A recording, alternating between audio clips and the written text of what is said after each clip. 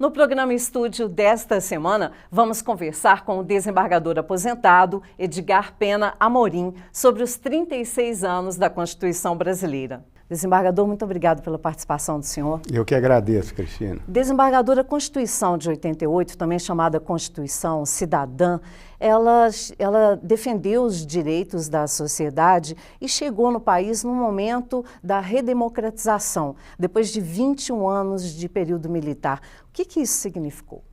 Eu acho que significou um marco importantíssimo para a democracia no nosso país. Como você disse, depois de 21 anos de regime militar, nós tivemos um processo de transição à brasileira, não é? Em que o então candidato Tancredo Neves, não logrando êxito na aprovação da emenda da direta já, em 1984, ele então se lança candidato no colégio eleitoral e, reunindo forças democráticas, inclusive de centro, além daquelas mais progressistas, ele consegue no colégio eleitoral e já com um apoio popular superar o candidato da situação. Com isso, então, foi necessário já naquele momento que ele e o vice dele, o então senador José Sarney, assumissem compromissos com a sociedade. Entre esses compromissos estava a de fazer-se uma nova Constituição. A bandeira progressista era de uma Constituinte livre, soberana e democrática. Depois veremos, isso não se deu exatamente como defendido pelas forças mais progressistas, porém, nós chegamos ao momento de 1987, o Congresso Nacional assume os poderes constituintes e resulta, então, na promulgação da Constituição Cidadã.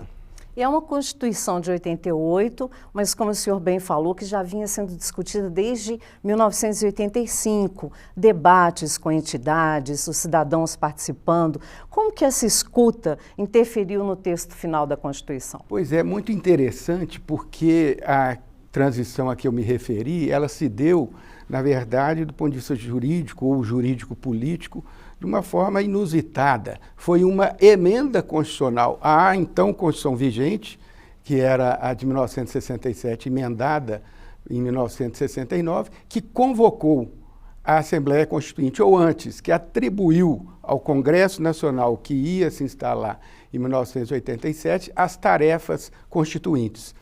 E ocorre que neste processo, tanto de discussão e aprovação desta emenda 26, até a instauração da Constituinte ou dos trabalhos constituintes no âmbito do Congresso Nacional, houve uma participação popular muito grande, o que acabou, a meu ver, resultando uma legitimação popular àquele processo constituinte que nascera um pouco viciado, porque ineditamente convocado pelo próprio poder constituído. Não é?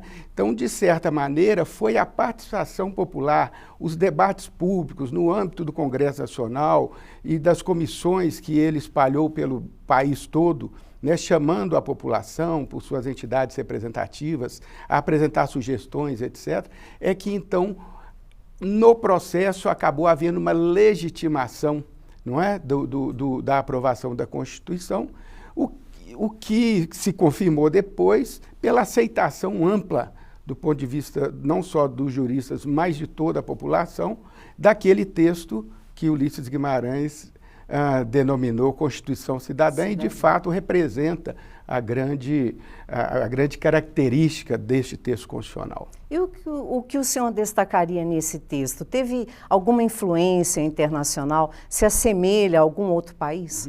Olha, nós vínhamos de dois processos de redemocratização também em Portugal e na Espanha. No final da década de 70, aprovaram as suas novas constituições depois de derrubarem as respectivas ditaduras nesses países. E ali se criou, né, com base nas teorias mais modernas do constitucionalismo, se criaram várias ideias, vários institutos, vários valores constitucionais que serviram de base, ou pelo menos de espelho, para a elaboração da Constituição nossa de 88. É óbvio que se trata de dois países europeus, uma outra realidade cultural e econômica, mas do ponto de vista da doutrina constitucional, foram textos importantes como referência para a elaboração do texto brasileiro.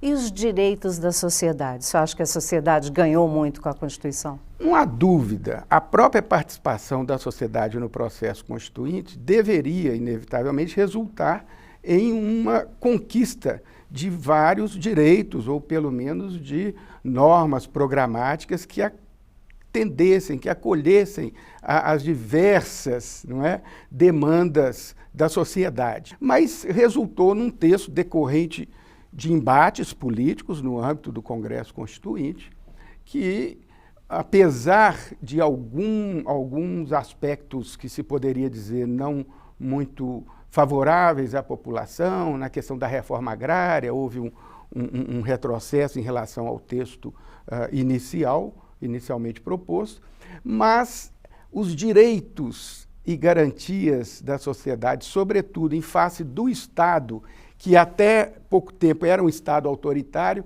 esses foram absolutamente assegurados. Não é à toa que o artigo 5º da Constituição, que fala de todos esses direitos, ele tem mais de 70 incisos, ou seja, são os direitos fundamentais que estão ali estabelecidos e que surgiram, né, nessa afirmatividade que o texto tem, exatamente de uma reação da sociedade a um Estado totalitário que não respeitava as liberdades, que não respeitava as diferenças, que não respeitava os direitos individuais mínimos. Nós temos aí inúmeras conquistas, seja do ponto de vista dos direitos individuais, seja do ponto de vista dos direitos sociais também. Nós temos o SUS, que foi planejado, foi estabelecido pela Constituição de 88, mirando-se no exemplo britânico, mas que, com todas as dificuldades que a gente viu ao longo desses 36 anos, mas que é um sistema que atende universalmente, né, de forma igualitária, aqueles que mais precisam, né? Temos também na área da educação vários avanços, na área da assistência social, na área da proteção das diferenças, né, da não discriminação, as políticas afirmativas. Tudo isso que está na Constituição desde sempre tem sido, ao longo do tempo, a meu ver, executado, ainda que não daquela forma sonhada pelo Constituinte e pela sociedade. Desembargador, esta é a 7ª Constituição. A gente pode dizer que ela é definitiva?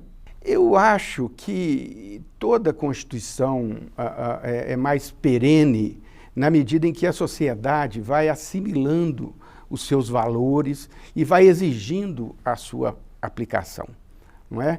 É verdade que várias das emendas que foram aprovadas contribuíram para essa perenização, porque mudaram pontos, e cada um tem sua opinião. No caso meu, da minha opinião, essa mudança permitir a reeleição política não foi favorável, não foi benéfica, mas essas mudanças, elas acabam contribuindo para uma acomodação das forças políticas e dos valores que elas defendem.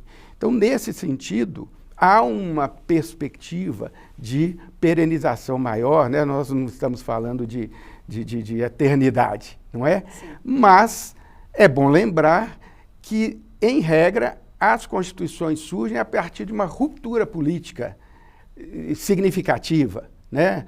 Que às vezes se deu pacificamente, como no Brasil, mas às vezes se dá de forma violenta, por meio de guerras civis, etc., que não é o caso do nosso país, ou de golpes de Estado, que infelizmente está na história do nosso país.